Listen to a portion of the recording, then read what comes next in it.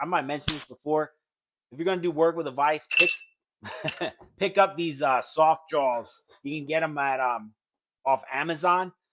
Jamie Mahone from Moto Academy recommended these. Anytime you're messing around, if you're working with a vise, you should have them. Shout out Jamie Mahone. All right, so I'm going to put a little bit of lube on here. My finger. It is so thick because it is so cold. Here we go. Ready? My thumb. I wish. We're going to get it started without the socket, though. Just going to wind it in like so. There we go. Go, go. And then we'll run it down until I can't anymore. There we go.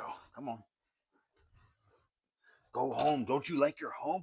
Now, that's done. Cool. What's cool about these is since you're running two, you don't want to push one too far or too far out. So that has this lip right here. So you can run a socket that size that pushes on this. And then once the socket bottoms out, this will be where it needs to be. I hope that makes sense. And I hope I have the...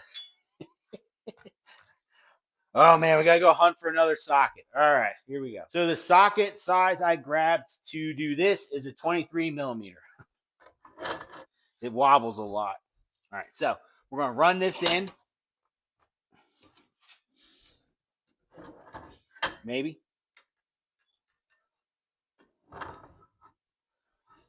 There we go. Make sure it's staying flush. There we go. There we go. I'm going to switch this. You know what? I'm going to switch that out to aluminum with a rag.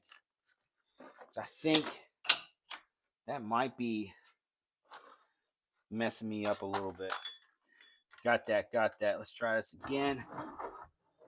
There we go. Yeah. There we go. Now we get there we go. Come on. There we go. And like I said, just keep checking. You don't want to go too far.